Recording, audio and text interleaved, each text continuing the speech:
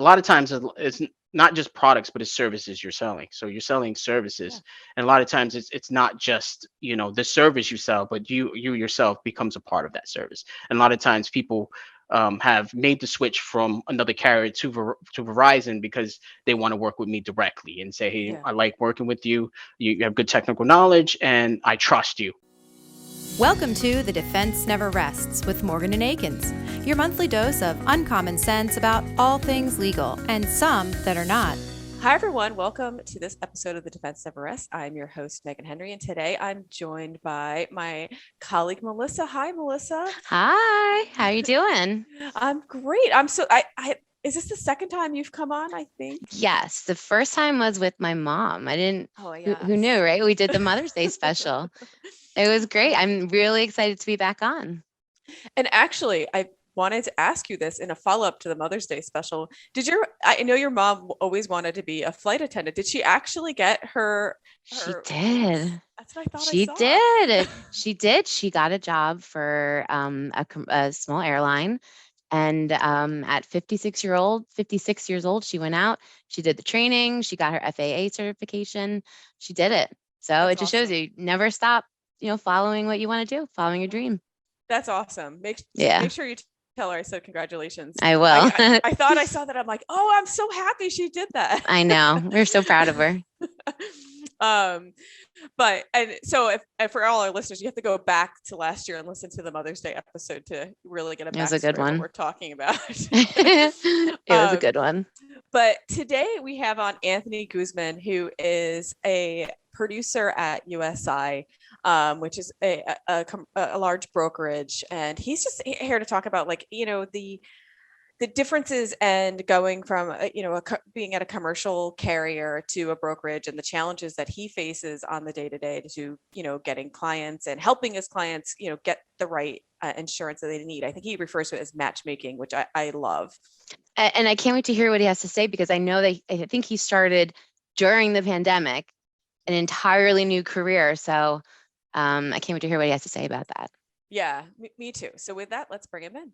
Good afternoon, Anthony. Thank you for joining us this morning on the Defense of Arrest. How are you? Doing well, and thank you for having me. I'm so thrilled to have you. You and I talked a few weeks ago, and I just had like a fun conversation. So anytime I have a fun conversation with anybody, I'm always like, well, let's bring them on. They'd be a great guest. I can have another fun conversation. Exactly. But you've listened to the podcast, so you kind of know my drill and kind of what I do. I like to get a guest on and talk about them and how they got to where they are, and then we dive into the insurance issues or litigation issues or whatever it may be that are your specific thing, like pain points or things that are pertinent to what you do. But as we sit here today, I think you're an AVP at USI, right? Yeah, a small lines commercial producer Okay. will be the exact term, but in our organization is rather flat. So if you're a producer, you're either AVP or VP. Those are the two Okay. positions as a producer you Got have. it. Got it. But everyone's path into how they got into like insurance related industry is different. So, and yours is definitely different than some. You had like kind of a weavy path. So, why don't you Yeah, share with us like, how you got to where you are today? yeah. So my career started as in telecom. So I was Verizon. And I've been in Verizon for a really long time. So my career started there. Right out of, right out of high school. I had a small job in like, labor jobs. I did some small manufacturing positions. And then finally I landed a position with Verizon. I started Verizon and like customer service, and I worked my way all the way up into sales, into enterprise sales and everything. So actually, looking back, I thought I was going to be a career or a lifer at Verizon, because being at Verizon, it was one of those organizations where it's so big, and Mhm. you feel so much job security, and there's so many different career paths that you can stay in that organization and move pretty much in any field that you want to. But what actually got me into insurance was actually my brother. So my brother got into insurance. He was actually in he was with securities with ADP or Mhm. no ADT. I'm sorry, ADT. He's with ADT do, They're doing home. They're home when you're yeah, not. yeah, the home thing. But he was doing but he was doing it for like warehouses and he was doing like big commercial and eventually got into insurance. And about a year in, me and him had a sit down and he was like, "Man, this insurance gig has been really worked out for me." And and it creates some curiosity. And one thing that he said that really stuck with me, he said, when you're a producer with insurance, one of the things that's very good about the industry, unlike some other industries, is that you have a book of business that you technically own, and that book of business bring a residual income. And there's not a lot of industries that you can do that. And insurance is one of the few industries Yeah. left where you can have a residual book of business. And so that got the antennas up, and he was asking me questions like, how much sales do you make at Verizon? And do you make any like residual money? And I said, um, throughout my career with Verizon, I made about $8 million of book like of business into the business. I've been in Yeah. sales about 9 years. 10 years rather, 10 years. And I brought my $8 million. And he said, listen, if you brought $8 million into insurance producer role, you'll have so much residual income, you don't even know what to do with it.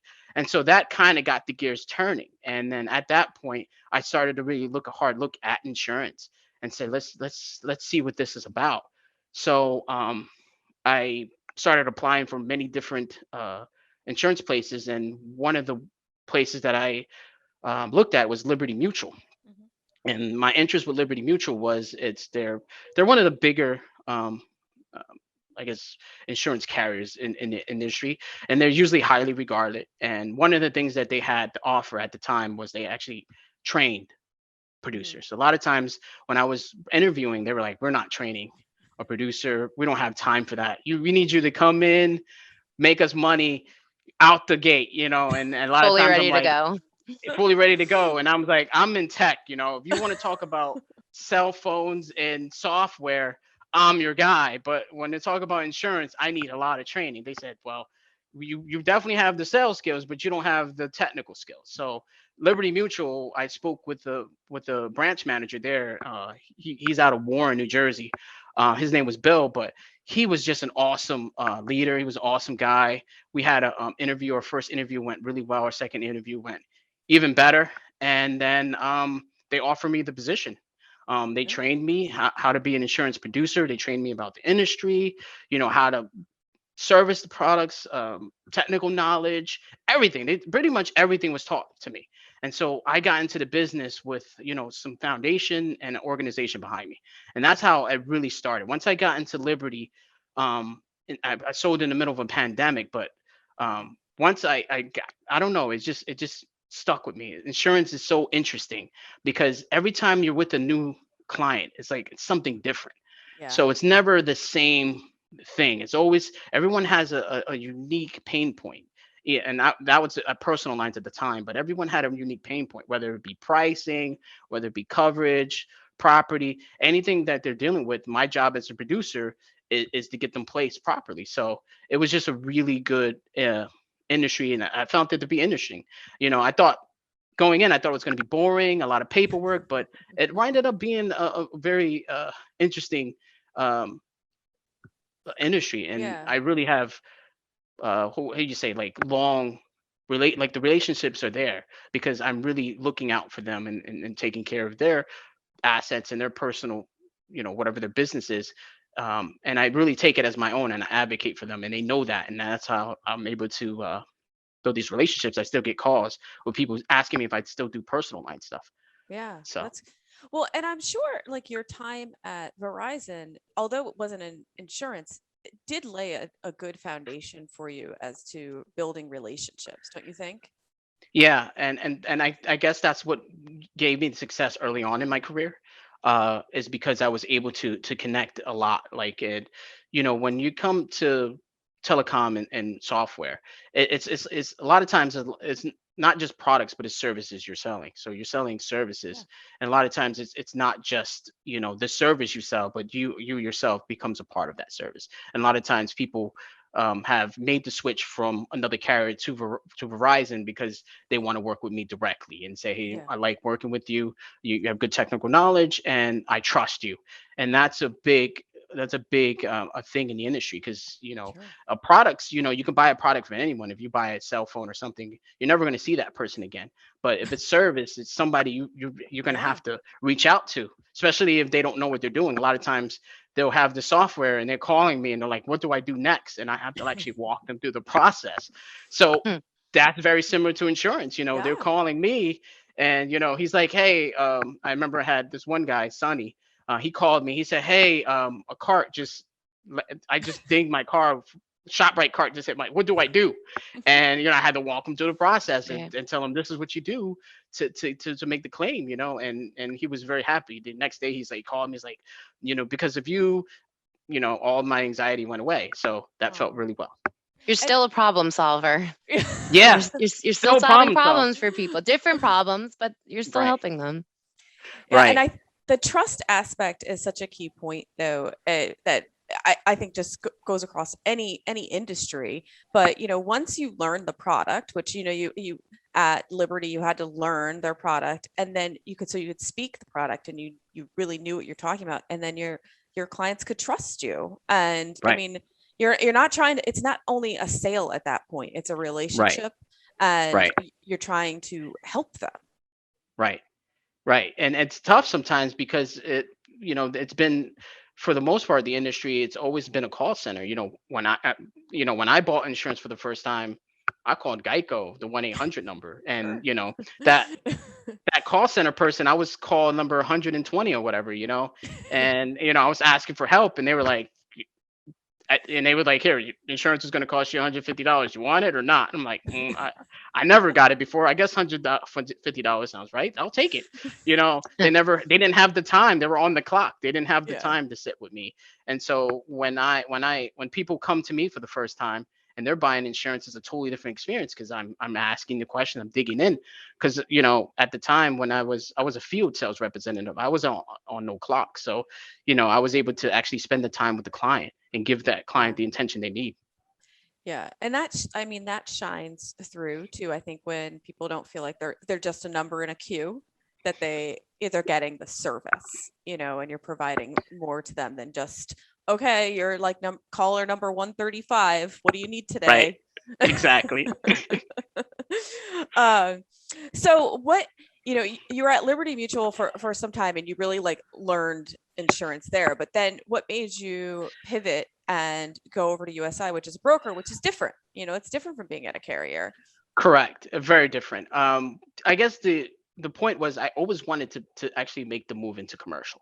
But the thing about insurance is going right into commercial is very difficult, if sometimes even impossible, to coming right in as a producer. Usually most commercial positions you would need at least a little bit of experience, or you move in through underwriting. At the time I wasn't in underwriting, I was in a producer.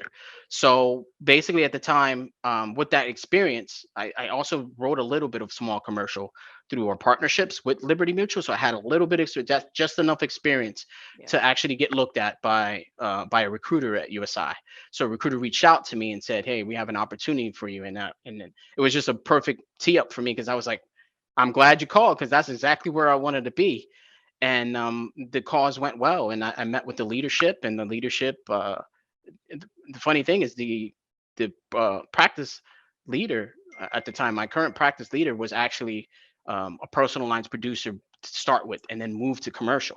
So we aligned there. I mean, me and the practice leader had a good camaraderie, good relationship, and he basically up front told me all the challenges that a personal line producer would have going into a commercial aligned role, and he pretty much coached me through it. And because of Yeah. him, I'm able to to be successful at this position, or at least help my clients in finding solutions. Otherwise, I'm telling you, if it wasn't for him and his guidance, I probably will be very difficult for me, because commercial is sometimes is a lot more confusing than personal, because personal lines, once you understand how much assets they have and their exposure, you can pretty much build a policy from there. But for commercial, it gets complicated because every businesses are classified differently, and they might need different lines of insurance. Yeah, I guess my next follow-up was, what were some of the complication or what some of the complications that he raised, that these are going to be some challenges for you? Yeah, and that helped me really determine if this position was what for me. One of the challenges was the sales cycle. One of the thing Mhm. about commercial is that sometimes you can't just buy a commercial policy like in the middle of your your terms. Like if you're in a 12-month terms, 6 months in, sometimes it doesn't really make economical sense to leave and go to another carrier like it does in personal. And Mhm. personal lines, you can leave anytime. It really doesn't matter. You'll get a prorated amount. The terms are the terms, but you can always leave. In commercial, it's not so simple. So moving a client over from their current incumbent broker to us can take time. Sometimes we Yeah. have to actually sell to the renewal date and a specific time frame. So that's something I never sold to. I never sold on the Yeah. clock. Meaning, like if your renewal is coming in March and we have our first appointment in February, that means it's 30 days for us to actually make a move to move to our brokerage. If it's 31 days, then that means he has to stay with his incumbent broker because it doesn't make sense to, Yeah. sever that. So you really have to move quickly and actually sell strategically. So you have to be very strategic in the commercial line roles opposed to personal, where it's like, all right, I'm 4 months in my traveler's policy. I can move you into Plymouth Rock today. Actually, I can move you tomorrow. So it's a big Right. difference on like how to sell. So that was a very difficult for me because I would go into these meetings and I was like, oh, we have plenty of time. Next thing you know, he's like renewed already. I'm like, oh, I didn't have time. So that's what I had to really learn how to engage with the client and make sure that I pretty much build that relationship in enough time to earn it. You have to earn that business in Yeah. commercial more so because there's more at stake there. I mean, you really have to earn it anyway, too, because, Yeah. they're, I mean, think about it from like a company probably has people trying to sell them insurance all the time. So, Yeah. I mean, they have to trust you, and that they're not just a sale. We keep going back to trust, but I think that's just such a Yeah. key component to it. Yeah. It's the key component exactly because there's a lot more uh at at stake sometimes. They have to contact their broker whenever they hire someone new. Sometimes they have to contact their broker if they buy a new auto. So there's a lot more in tune to it. And sometimes they need COIs on the go, especially if they work with Right. subcontractors or anything. They need Yeah. COIs immediately, and you got to be able to trust your broker. If you are a contractor or let's say you're in a courier service and you're working with a new client and they say, hey, before you jump on this project, we need COIs. If you contact your broker and they don't come in time, you lose out on a job, and that Yeah. costs you money. So that's Yeah. why trust becomes even more important, especially in commercial, because that relationship or that trust is everything. Because if they can't get their COIs and they can't trust you to get it, then they're just going to move to another broker. Yeah. And I mean, I know from our side, for like Melissa and I, they don't have those certificates of insurance. That's a real problem. You have a problem. Right. That's right. um but I wanted to back up quickly though on, how is your transition? I know you kind of touched on this, but the transition from going to a carrier to a broker, like how did it change like your mindset of how to, approach things? So there was a big difference in like the front line of it, like the surface level. So when I was in a carrier at Liberty Mutual, and I was working on the personal lines, basically when I approach a client, in my mind I look to make sure that they fit the appetite of my carrier, which is Liberty Mutual.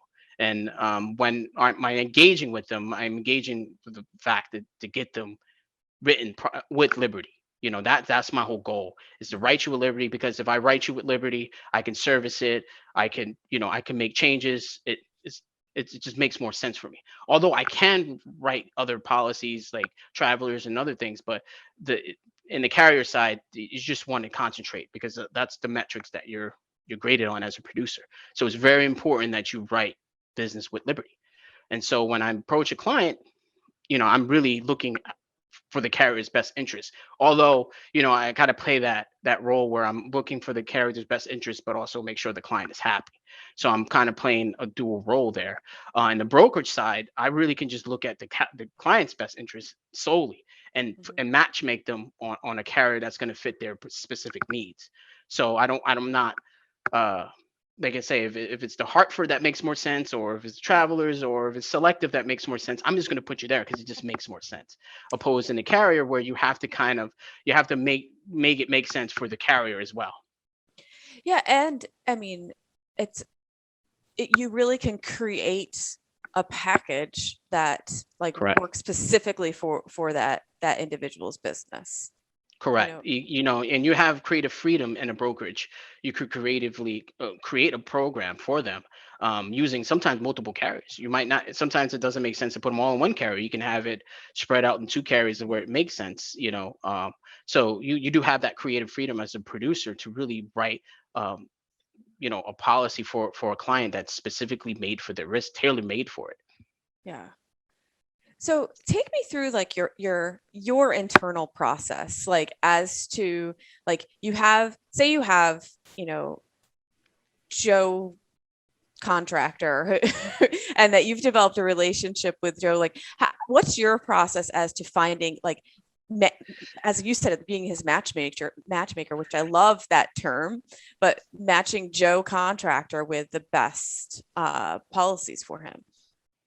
And so I guess the questions I really ask myself is really what the exposure. See, the thing about contractors is they love to do everything. Like they really love to do as much as possible. You go on some contractors' websites and they'll be like, I do roofing, I do age. There's just so many things they do. When I look in my mind, I try to actually figure out what they really do. Because a lot of times the contractors say, hey, what I do is I do drywall and I do tile work. Drywall and tile work is my main. And then you click on their website and the first thing they see is roofing. And so you're like, wow, I mean, that's a big conflict of interest there. So one thing I'm looking for the contractor, make sure that they're what they're doing is what they advertise they're doing, because the underwriters, first thing they're going to see is they'll go on that website and see roofing, and that's a different classification. It will cost you a lot more money, and the insurance company is not going to write a contractor that's doing a million things. You have to be specific of what you do. So first thing I'm looking at when I'm standing from a contractor is like trying to figure out what they actually do, and then so I can cater the risk, cater the policy to their actual use, and tell them, hey, listen, you have roofing on your website, you need to take that down.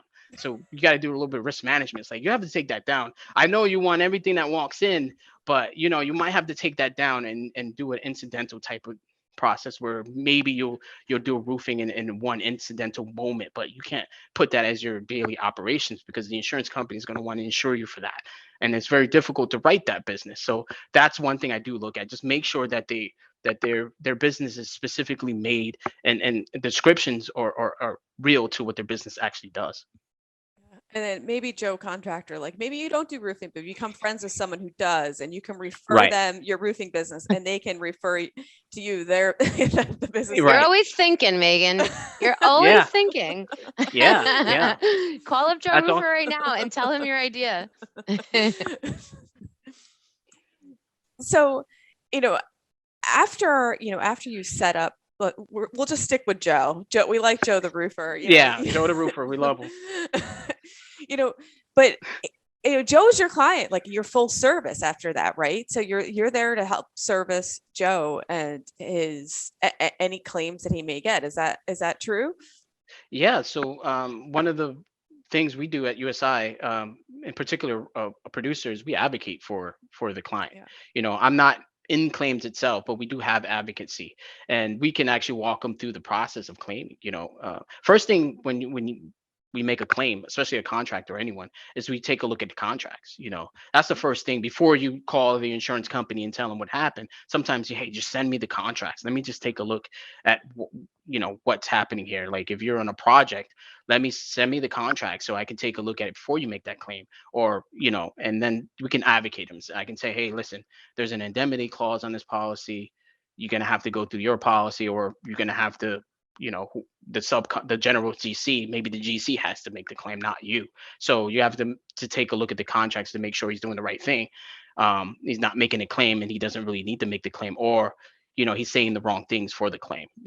Sometimes if they call and they say something that's not covered, then they could be in big trouble trying to backtrack themselves. Say, hey, I made this claim, but really it's this claim. So make sure you advocate for them, so know when they're making the claim, they're making the right claim, and not just thinking. Sometimes as the clients don't really think like a underwriter or an insurance company would. If you have a property and you say, hey, there's a flood in the basement, really isn't a flood. Maybe your sink overflowed, that's not a flood. But if you say flood, that's not assurable risk. So when you call the insurance company and say, hey, what are you guys going to do with this flood, and they say, well, you don't have flood coverage. So that's you got to make sure that they say the right wording. So something like that could blow up in your face if you don't have someone to advocate for you. Yeah. And have you felt, do you have any like challenges sometimes working with some of the smaller outfits that like the contractors who as most businesses, they're there to run their business and make money. Right. And they're not always in the risk management business. Right. So are you faced with some challenges with those types of clients as to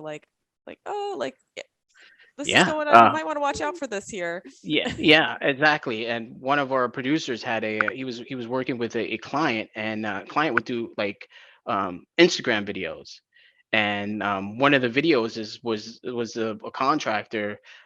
He was like on a ladder, and it was like he was doing work like improperly. Like he was saying, "Hey guys, look at what I do," and it's like all the safety protocols were thrown out the window. And that producer had to call that guy. He's like, "Listen, I know you have a great media presence, but you need to take down that post immediately." Because if the insurance company sees you standing up, this guy upside down, nailing, boards to the wall, it's gonna be a big issue, especially if he falls down and he has to make a claim, and now it's the public's to see. So, that's an example of a producer staying on top of him. That he did a great favor. That guy was like, "Oh my God, I'm so sorry," and he puts it right down.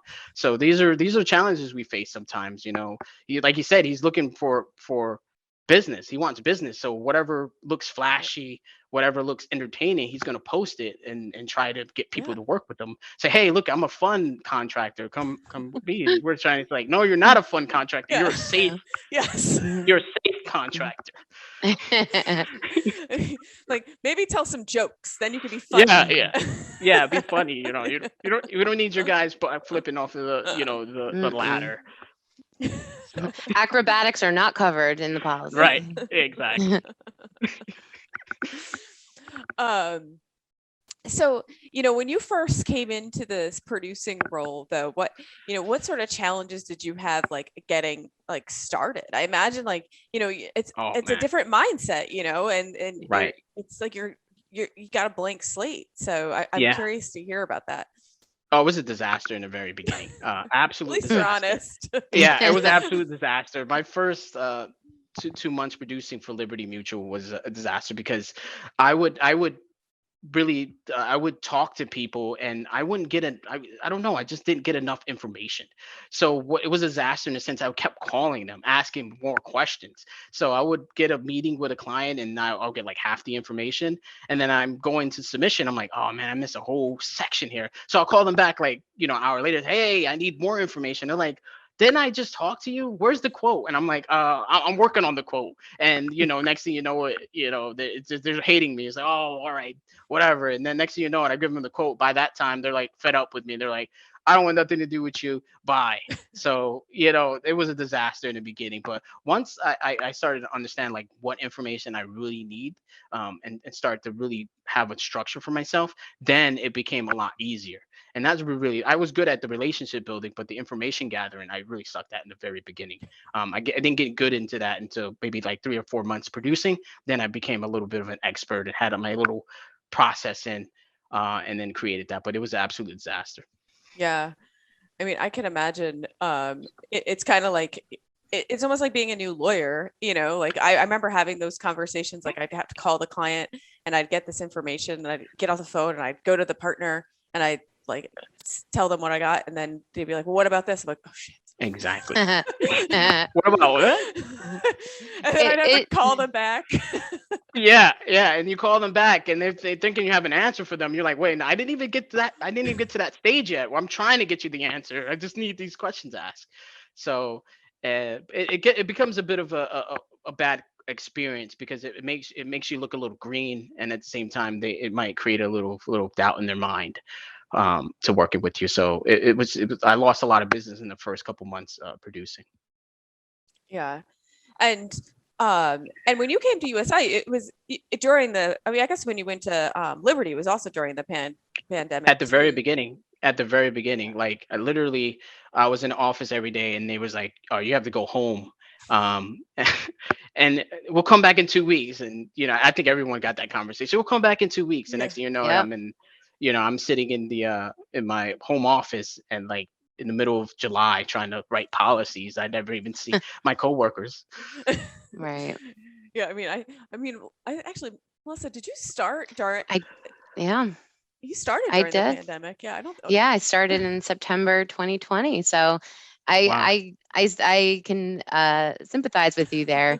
It it's harder to start a new job in when you're working remotely, because there's just so many little things that Right. it's easy to ask a coworker, to call up someone, but when Right. you're not face to face, you're not even in the same building. Right. It's tricky. So that's Yeah. really awesome that you were able to just learn so quickly, to be able Right. to do what you're doing today. Yeah, it took a lot.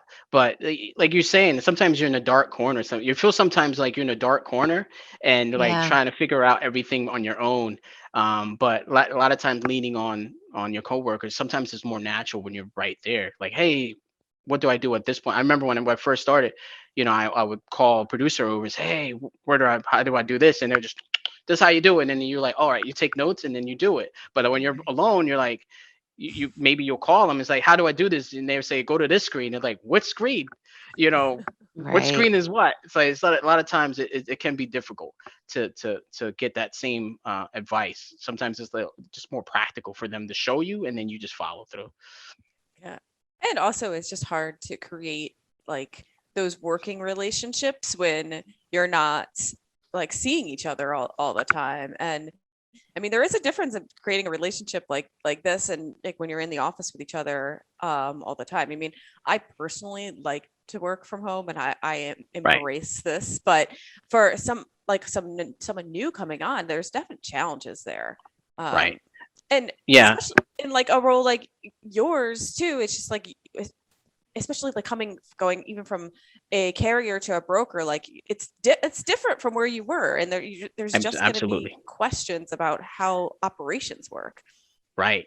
Right. A totally different process. Like one of the process I had to deal with when I was in the carrier side at Liberty Mutual, I pretty much wrote the policy with me myself writing the policy, getting the information, and building the policy. And agencies, producers don't build the policies. What producers do, we fill out the intake forms, and then we give it to the placement and marketing team, and they build the policy and then place it.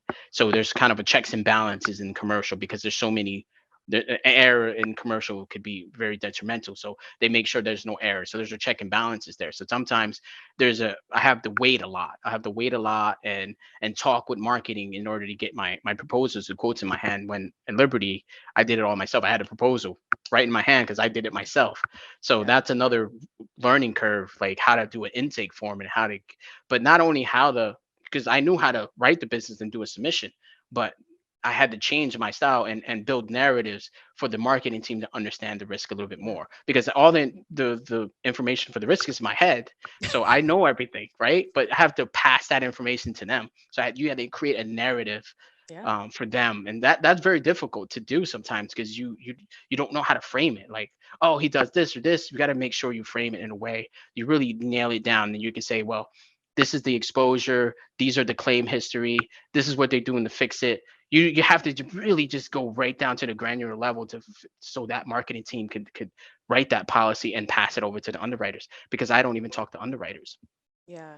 And that is such a good point, because I like feel it with myself. Like I always have it all here, but like translating it out to like Can be someone else. difficult. This is like, it's all in my head. Just, can you just tap in and then just Yeah, suction it like out? Harry Potter, where you pull the little string out, like with the wand, and you put it Yeah. in there, and they see everything. Put your face in the fountain and see everything. I know, but it's just not that way. And sometimes it's very difficult. Sometimes I would, in the beginning, I would just send out the intake forms, and they'll call me like, what kind of business is this? And I'm like, so Yeah. And I don't want to get into anything that's like specific to USI and what they particularly look for, but when you are assessing a potential client's like overall, like you're giving a risk assessment, like what are some like red flags for you that you're like, ooh, this might be an issue, or right. to the extent that you can share. Right. I think for the most part, what I've seen is when they withhold information, Yeah. especially because in commercial, like I have to be really upfront and with the information I need to actually be successful. And sometimes there's a lot. And sometimes when they work with a brokerage like we do, we make sure we get the full picture before we put in submission. Sometimes like a regional or small brokerage would just just give me just enough to quote you. I just need just enough information to quote you, and then we can get the ball rolling. And mine is so much information gathering. I need so much more information. So when they only give me a small pieces of information, it really is a red flag for me, because it's like, okay, why is he withholding this information? Yeah. So that's one. And the second red flag is if they just want to quote like really quickly. In that case, I really know that they're looking at it like a commodity or obligation. And sometimes, if it's just a price play, sometimes it's very difficult to to to actually do your work, mitigate their risk and their exposure, and go within the lowest price. Because if everyone had the perfect policy, then all the insurance companies will be out of business. So there's a reason why my job is to make sure that at least try to do the best and make sure they have all the lines of coverage they actually need. And sometimes you have to say, sometimes they don't even want it. Sometimes they're like, I just want GL, that's it, I don't need anything else. And I'm like, I'm not going to just write a GL. I need to do all these lines of business, because it just doesn't make sense for you to have just this one line of business, because it's not going to cover what you need. Yeah. Yeah. Do you run across that a lot, that there's like a kind of a want to cut corners to save costs? With the smaller companies, Yeah. sometimes you'll see it more often, because they just don't they don't look at insurance like the bigger, more complex companies do. And even Yeah. some companies that they're starting to mature. Like I had a meeting with a e-commerce company, and they're starting to make money and mature. And now they're like, hey, I need real insurance, right? I need real insurance. Like what I have now is not what I know. I don't have the right stuff. Now I need the real stuff now. So that's the thing. When they're really starting and they have razor thin margins, they're trying to just get afloat and say, hey, once I'm solvent, once I have access money, I'm going to go and buy the real policy. But for now, I'm just going to buy this really simple policy just to get me by. So, I don't break any laws. So Yeah. that's the thing. A lot of times once they hit to that point where they're like, all right, I'm making real money. This is I can really lose a lot. I could lose my Yeah. livelihood. This is not a side hustle anymore. That's when they really start to look at it in a more mature and complex way, and they start to say, hey, all right, what do I really need, and how do I mitigate these risks? How do I not lose my business if somebody sues me? Yeah, it's kind of like when Right. you first get car insurance and you think limited tort is a good idea, and then like, oh wait, I'm only covered for like the cost of like repairing my broken arm. That's Right. it.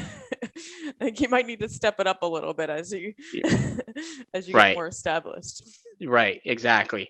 And you're right. After you go through one or two lawsuits, then they realize, limited tort doesn't make sense, because just one claim could cost, could be a lot of, could cost me my life. Sometimes people are like really, really bad. I did speak with somebody that said, they had an accident, their neck is done. They slipped disc and neck, everything, and they had limited tort.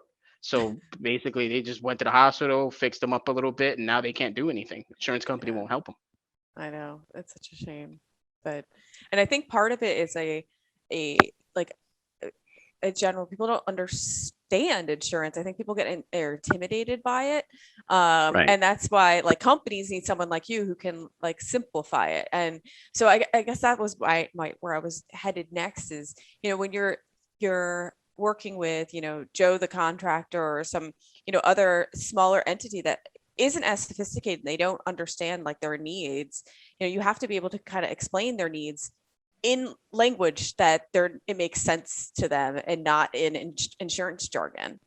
Right. Right. And it really depends. So I think for the most part, what I actually had a recent conversation with a contractor. Basically, was looking to work for the county. The county, I think it was Morris County, and in order to win that, he would need a surety bond. So he was trying to place a bid. He never placed a bid in his life. So he came to us. It's like, I need a surety bond of this amount. Can you help me? And we were able to at least get the ball rolling and started and helped him do the process. Like, what is a bond? He didn't even know what it was. So we had to really tell him what a bond was and why he would need it. And, to protect pretty much the county is going to protect themselves if you can't finish the job, pretty much. If you can't finish the job, this bond kicks in and makes sure the job is finished, that they have the money to pay for another contractor to come in and finish your job. And he's like, okay, that makes sense. And had to educate him through the whole process. And he now understands what a bond is, and he's gonna, next time he has a job and shoots for it, he's gonna understand it. So it was difficult in the beginning. It took like 3 phone calls just for him to grasp the concept. So it can be difficult at times to educate them, but once they understand it, they're so grateful because they're like, man, now I understand what this is. So now I can actually go for these contracts. Now he's going to openly go for certain county contracts he was timid or too scared to go after. Now he's going to go after them. So there you go. He's now, that education I gave him is able to build his business. And I will say you gave me that education too, because I don't totally understand surety bonds. It's just not in my normal wheelhouse, and I Right. and it's come up a lot recently, and it keeps coming Right. up. And I actually have a podcast planned in a few weeks that I have someone who's in surety, and I was on the phone with her for like an hour, and I still didn't understand it. So you It's help me difficult to understand it understand. more. Yeah, it's difficult to understand, but there's so many things, and there's something in surety called like liquidate damages. That's such a key factor in getting a bond. So there's just so much going on to surety bond. They're very complicated to understand, but Yeah. To talk to a contractor and tell him this is why you, as long as he understands why he needs it, then they would understand, like, okay, this is why I need it, because in order to even get a win this contract, you would need some kind of surety bond. But also, once you have a bond and you have a credit line, it's very easy for the win business too. So it's Yeah. good to even make sure that you try to do it so you can have a credit limit, so that way when a project does come up and you want to win it, you have that credit, Yeah. established credit there for to win that business. So it's twofold: one, he learns about surety, and two, now he has a line of credit. Now he can go after um, bigger contracts, and he can win them and make more money. Yeah. That's such a good point. So, you know, you're clearly in, the relationship business as well as the insurance business. So, and part of that is you need to find people to develop relationships with. some can fall in your lap, but Right. you have to kind of, Right. in a way, hit the pavement. So, Yeah. what is your process as to, finding and building those new genuine relationships so that they can so you can gain trust and then get some client out of it. Well, networking is one of my favorite, because it's one, it's fun, and two, you get Yes. to really meet with people who are like-minded, and they really enjoy talking about their business, but also helping. A lot of times you get these networking groups, and they do love to help, genuinely help each other and do business with each other willingly. That's like a mind-boggling thing. Before, when I was in Verizon, I didn't even know anything about this, and I got into networking, and I see people openly doing business with each other, like, hey, and that was awesome. So I like networking because it builds not only relationships with what we call a center of influence, but it also it builds a genuine warm connections to other ventures, even if it's not for sale. Sometimes I reach out to people and just on a one-on-one basis, and they then refer me business. So a lot of networking, so getting in front of people, talking and being human, and they refer Yeah. me business. And then I do prospecting on a cold prospecting I do as well. I have to have, and for a producer to be very successful in this role, you got to have the omni channel sales or prospecting way, where you have to use a little bit of social media, a little bit of face to face or one to ones, networking, cold calling, drop visits, where a canvassing, or you walk and pound the payment and just walk into stores and say, hey, I'm the local broker, would love to do business. You have to do pretty much all of that in order to really drum up business. So it can be very exhausting, because you have to do it on so many ways. 10, looking 15, 20 years ago, most of these insurance brokers, they do it two ways. Either they know somebody, or they just cold call. But now with social media and all these other channels in play, it's you have to really hit every channel possible to try to drum up business. Has it been difficult trying to begin growing your business during a pandemic, when people are so reluctant to go out Right. for lunch and to meet face to face? Like, how have you been able to sort of overcome that? Um, Honestly, it's difficult, and it's always or hit or miss sometimes. Some people are so willing to get out. I remember I called one guy and said, hey, you want to catch lunch, or you want to do a virtual? He's like, no, let's do lunch. Let's go here. Let's do this. I would love to have lunch with you. He's like almost like being like overly ambitious. I was like, okay, we're going to lunch. I mean, the virtual thing was an alternative, but we'll go to lunch, not a problem. And then you get people who just don't. You just rather just do on the phone or virtual. Yeah. And it really, you have to really understand. Like, you have to have a little bit of emotional intelligence and to really understand like where they are. So like a lot of times, and I'm talking to someone and they say, hey, do you want to catch lunch? I always throw it out there. Just to see where if it comes back with something. And sometimes they'll say yes, but then they'll ghost you. Other times they'll say yes, and you say, hey, listen, I'll throw something on your calendar. Let's do it, and they will come to it. But you really just have to ask. You really just have to openly ask. But it's not as easy as it once was. I mean, if I 5 years ago, if I say, hey, I free lunch on me, they're like, where? Show me where. I'm there. Yeah, But no now it's like brainer. free lunch. They're like, well, Omicron. Yeah. Yeah. I'll take a taco, but Omicron is a little bit more. Yeah. Yeah. Very So true. yeah, so it can be difficult at times, but at the most part, people are really receptive, and they appreciate the gesture too. So even if you want to have that human connection, they appreciate it. They say, hey, what, I appreciate that, but I gotta, I'll take a rain check, but we can jump on a Zoom, and sometimes that's Yeah. cool. I say, all right, let's jump on a Zoom. Yeah. Right. Yeah, and I feel a lot of it is like kind of testing that person's temperature too. Like, some people Right. are sick of Zoom. Some people just want to get on the phone now because they're like, oh, I don't want to, like, I have to have my face on this camera way too much. I don't want to. I mean, Right. sometimes I'm like that. If someone wants to talk, I'm like, can we do a phone call so that I could like go out and walk outside and get some fresh air, so I'm not chained, Right. to a Right. desk. Yeah, and I was also saying that people, like you said, that sometimes they just in front of a computer so much in a day, and sometimes when you ask for a meeting and like you throw a Zoom or a link in it, sometimes it can come off being as a little too pushy.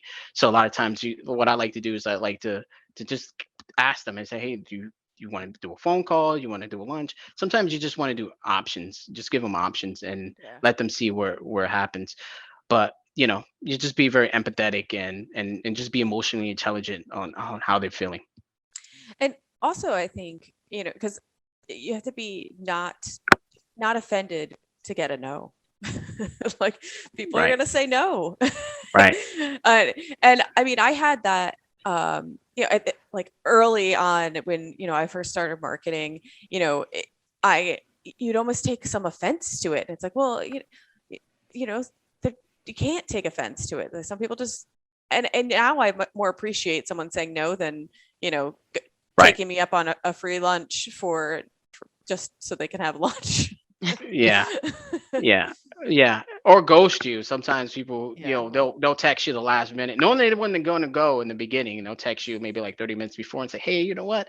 I can't go." I'm like, you could. I knew you wasn't going to go, but sometimes they wait to the last minute. Maybe they're still on the fence, and then they say no. But it's fine. I do appreciate at least reaching out to me and saying, Yeah. "Hey, no." So, Yeah. that I do appreciate people saying no and being upfront. And like you said, I don't really get offended, but at the same time, it helps me understand like what your needs are. Because I remember I had a guy that I used to work with. He was a CPA. He was like somebody I normally network with. And one time I did, we usually go on lunch once a month or so. And one time I did ask, "Hey, you're free?" And he's like, "No, my mom's sick. Is there so many things going on in my life, and that's not something I want to do now." And I didn't get offended. I was like, I think that's cool that you're really caring for you. I looked at it differently. I said, I'm glad you're caring for your mom. Now you're really looking at you. It would be Yeah. messed up of you to come meeting with me and putting yourself at risk and taking and bringing, something home to her that it can hurt her. So, and Yeah. then 2 months later, he's like, "Yo, let's go to lunch. Everything's good now." So, sometimes it's no for now. Sometimes it's Yeah. never. Oh, sometimes it's never a hard no, never. So, Yeah. I will say though, one of like my pet peeves though is on like when you get the messages on LinkedIn that it's like it's the first message like, "Hey, can I sell you this, data processing system?" Like, like I don't even know what your name is. I was just in the market for that. How did you know? Are you like my Google and listening to everything I'm saying? Like I'm just kind of like I mean you haven't like we haven't even exchanged any niceties and you're already like hopping right into the yeah, sale, and then I don't respond, and then I get like 18 more messages being like, "No, I know you're busy, not sure if you saw my message." right. No, I saw it. I hope all is well. So you get those too. I know. Well, and have you found having to approach like things a little more creatively, though? I think we all have, like, to how Oh, of you course. interact, and not just because of the pandemic, but just how Right, people interact with other people on different social media right, platforms. And I mean, I think I released a podcast today that we were talking about, the guest was like promoting his practice on Instagram. Like there's just all these different places to promote yourself and your professional life, that it's not just LinkedIn anymore. It's not right, just pounding the pavement. There's just all right, these different avenues. right, right. And at the same time, you have to also understand like time is so valuable. Like you have to like really have good content. I think if you're going back a little bit, maybe 5 years, right, we're in the beginning. Any content or any interaction usually can generate some kind of interest and things going. But now people are so more like they picky with what they interact with now.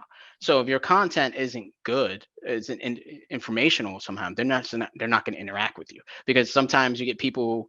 I know people used to tell me, and especially producers, like, "Oh, let me start doing some internet stuff and some LinkedIn and social media stuff," and they'll do like one post of like, "Hey, I sell insurance. Here's my number.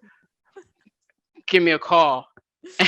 And then that's it. No That's one like their called. content. No one called. That's your content. So you have to really be picky. I mean, listen, like you said, if it was Facebook 5 years ago and you did that, you might have got a call, because no Yeah. one was using it, the internet, really. I mean, no one was really doing it. So when you did that, it might have worked. But now it's Yeah. not going to work. You have to have good content. You have to have informational content. It has to be Sometimes it funny. has to Yeah. be It has to funny. it has to Yeah, be eye-catching, right? It's like yeah, mini right. movies for every Yeah, post. yeah, you have to do something different and creative and fun. Like people want to Yeah. interact with your content, because if you're just, I would say if you're just forwardly selling something, openly selling something, they're gonna check out immediately. Some Yeah. people say, "Hey, if you're in the market for insurance, give me a call," and I'm like, no one's going to interact with that. I mean, even people are liking it. They'll get likes, and it'll be the people in the same company. I get Oh Liberty yeah. Mutual, I get Liberty Mutual producers, and they'll say, "Hey, sell me insurance." It's like 10 likes, but they're all Liberty Mutual employees. Like, so you're no one really. Those are not even customers. They're not engaging with it. So Yeah. I mean, and you have to think about it, like okay, say, my business, I'm in the, I'm at the point of buying, and I need to get some re-up my insurance or do whatever with it. It's like, I'm not gonna be like, oh, remember when Joe posted on LinkedIn that he's selling? No, you're gonna like, you're either gonna Right. ask a friend or ask Exactly. someone doing the same business, or you already have a relationship with someone. You're like, oh, like I'm gonna give, oh, that's what Anthony does. Let me give him a Right. call, Right. and Right. you didn't sell it to me. I just knew that's what you did, and we were Right. friendly. Or I'm gonna ask Yeah. Melissa, like, hey, who did you get? Who did you call when you Yeah. needed, Right. a policy? Right. Word of Right. mouth. And that's why it's so important to take care of the clients you get in front of. Like producers, sometimes there's so many of different agencies and different brokers and different carriers that business is scarce sometimes to come by. So when I get a client in front of me, I try to just fight for them and do what I can so they can pass my name around, and give me referrals. So you're right. It's not just about selling, it can't be transactional, not anymore. I don't think it. I think we can do this across all industries now. Like the transactional kind of relationship is dying out. People are wanting a little bit more. They want something more fulfilling. They want something that they can really engage with. People are buying from brands that share their beliefs, and they're buying from people who share their principles and somebody they feel comfortable engaging with without feeling salesy. So Yeah. so sometimes insurance been Wait, known to be very salesy sometimes, so it's very difficult to break that stigma. But in a way, I think it's almost a shift back to the old way, but just with new mediums to develop those relationships. Because if you think back to like how it was done, like way back when it was so relationship based, and then I think there Right. was a period that it became when you could do everything online, quotes this quickly, everything was quick, Right. quick, quick, quick, quick. Instant. Yep. And now I think it's kind of shifting back to, you want to be fully serviced, you want to have Yep. a relationship, you want to be taken care of, but there's the way it's being Right. advertised or put out there, Right. there's all these other mediums to do it. Right. Right. I agree. I think we're going back to the relationships. I think it's so key. Even when I purchase things, even for me, I work with people that I have relationships with now that at least I engaged with or had a conversation or somebody passed the information along. And usually that is due to either taking care of somebody or if it's somebody I met on social media, having good content and information that I like and principles that I agree with. So, Yeah. you know, you just don't call Joe the insurance. Like we're gonna go back to Joe. If Joe was an insurance guy, you're not just gonna call Joe the insurance guy. You're gonna call somebody you have some kind of relationship with. It's not just one insurance guy now. It's somebody that Yeah. you can be like, all right, I trust this guy enough to work with him, but I also know that he's going to be somebody that agrees with a lot of things that I agree with and has similar interests. And there's so many factors that play into why they work with you. Sometimes there is not even price. I'm starting to see people are not really leaning to the price; they're going more for experience. And I've talked with clients before where they're like, "Hey, listen, I just want to be properly covered. Price for me, obviously, price is the thing, but it's not going to be the make or break factor. I'm not going to go to the next broker and ask him for a price and then compare prices. I'm going to work with you just to make sure that you do the right by me." Yeah, I mean, I equate it to like last year we got a new roof, okay, and I got quotes from a number of places. I didn't go with the lowest number. Right. I went with the name that I had several other people had recommended, and like my neighbors were just getting a roof from the same. Well, actually, a bunch of my neighbors getting. I got quotes from everyone that my neighbors were getting Right. roofs from, but Right. like I talked to that neighbor and she's like, no, they were great, and so it wasn't just the lowest price, it was Right. more Right. like recommendation and just the feeling I got when I met with them. I was like, this person Right. was there when they said they were supposed to be there. They Right. followed up. I just felt like I was more than just another roof to them. Right. Right. And you probably were more than just another role. And you felt that kind of you Yeah. felt that through the engagement that they really tried to work with you and build a relationship. So, you see that even with contractors. I had a contractor come in and he was doing my bathroom. I do some work on my renovate my bathroom. So, but it had to been a demo. It was going to be a full gut. Like I want demolish it, and then start it Mhm. again. And the guy came in, and he's looking around. He's like, "All right, this is what we're going to do. This is what we're going to do." And he comes downstairs and he engages with my wife and me. He's like, "Oh, you're pregnant." He's like asking about because my wife was pregnant at the time, and he's like, oh, he's like about the pregnancy and everything, and then he leaves, and then I get a quote, and then in the quote, he personalized the quote. He say, listen, I understand that you need this done quickly. I understand you have your wife, she's pregnant. Um, I'm gonna work this project as fast as I can, and this is the price I'm giving you because I want to work with you. And he gave me a really good price. I didn't even listen. That was the only contract that I walked in. I didn't shop him. I just went right to Yeah. him. I was like, Yeah. he did everything right. He wanted to work with me. He really wanted to work with me, and he knew, what my pain point was. He knew that my wife was pregnant, so Mhm. she's going to be not the type of person that wants contractors walking in and out of the house all the time. And he said he'll get it done in like 5 days, and we're like 5 days. Okay, we'll work with you. But you So could tell that he heard you. yeah, That's the thing. And I think that's when you're working with any clients, they need to feel that you hear them, that you understand what their pain points are and what their problems are. And, that right. seems like what, happened there in your experience. Yeah, yeah. I had every intention to shop it out, but after his interaction with him and what he personalized everything down to the quote, it was a winner for me. Yeah, it sounds like someone I want to come redo my bathroom. Yeah, it was good. Does it come to South Jersey too? Yeah, yeah. um, well, we're almost out of time, but I wanted to kind of end with some few other questions that deal more with like looking back. Like if you were to look back on your career progression now, one, would you do anything differently? Yeah, I think I would have done things a little bit different. Looking back, I probably would have stayed maybe another year at personal before moving to commercial. Um, Maybe just to build a better network. And two, I probably should have gotten in here earlier.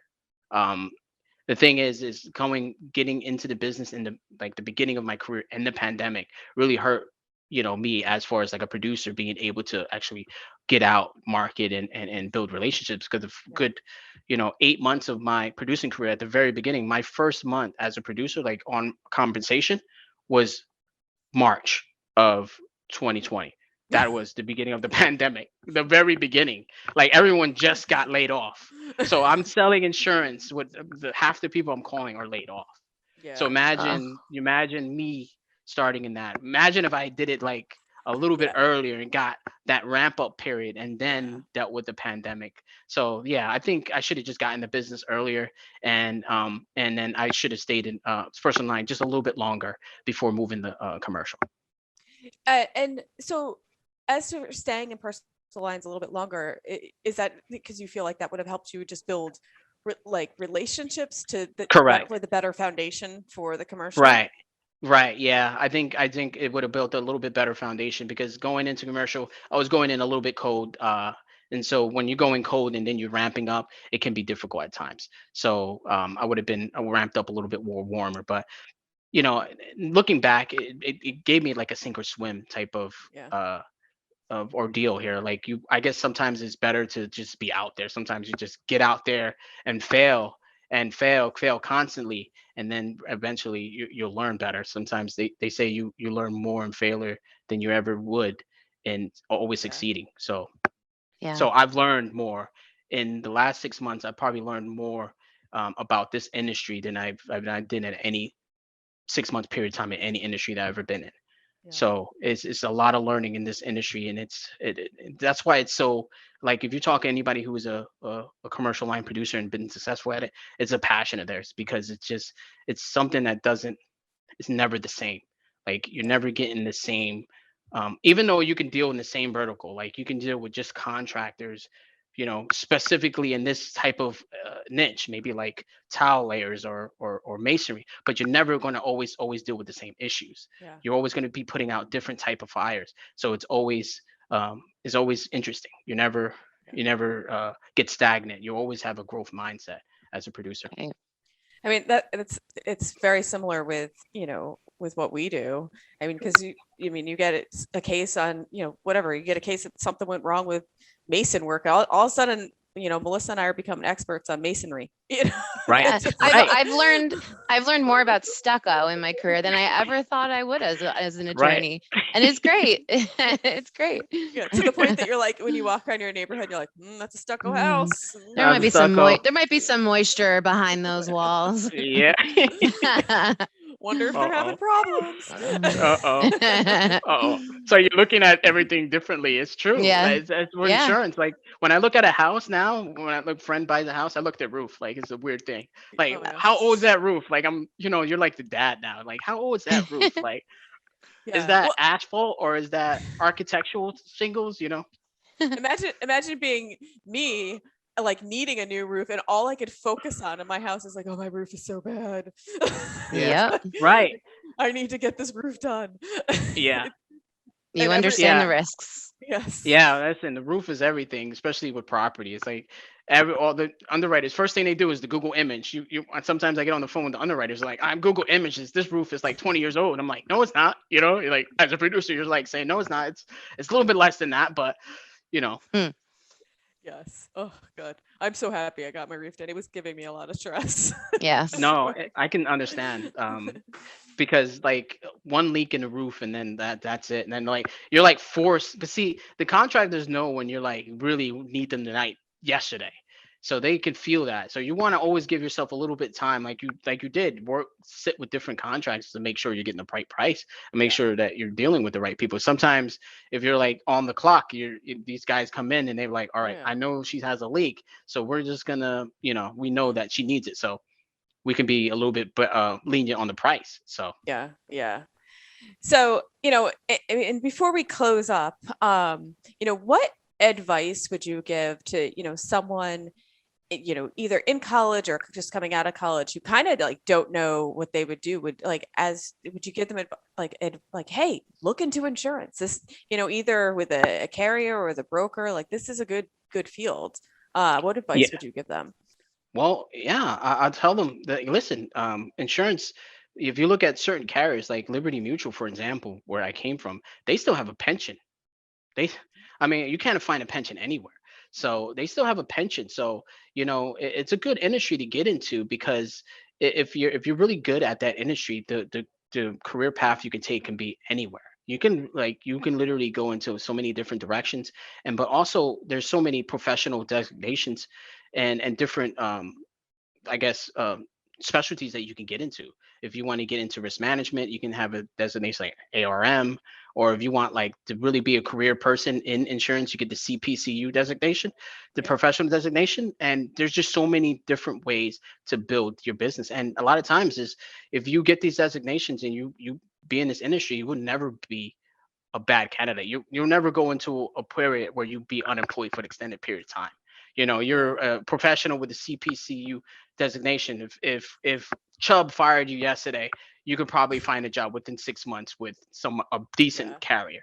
So it's a really good profession to get in because it's there's a lack of talent there as well. So I would tell people there's a lack of talent here. So it's Yeah. a good opportunity to really set your foot in this industry, and you'll be in a good position where you can find a good career path, and you also have opportunities before you. They sometimes if you're in, like, let's say if you're going to SaaS, which is tech, Hmm. software as a service, SDRs, they can come right out of college, and and they can their skills could be found anywhere. Like they can be easily replaced. Like Yeah. or account executives at the software company. Sometimes it's hard for them to find positions sometimes. Yeah. In the insurance industry, you can really be an expert at your field, Yeah. and you'll be invaluable to any company that you code Yeah. before. So I would tell you, hey, listen, you get into the insurance industry, you really like the trade, and start building up your book of business, or take the other route, go underwriting, and get all these professional designations. You can really be in a great position 10, 15 years from now. Always have a good career before you, and good companies to work for. Yeah. And just such great upward mobility. Correct. Yeah. Yeah. Yeah. There's a lot of upward mobility. Some of these industries, like, if you go in underwriting, you can go in underwriting and then go into producing, or you could be a producer and go into underwriting. So whatever you like, if you like to sell or you like to be analytical, or if you like to lead, you could be a practice leader or a manager. Yeah.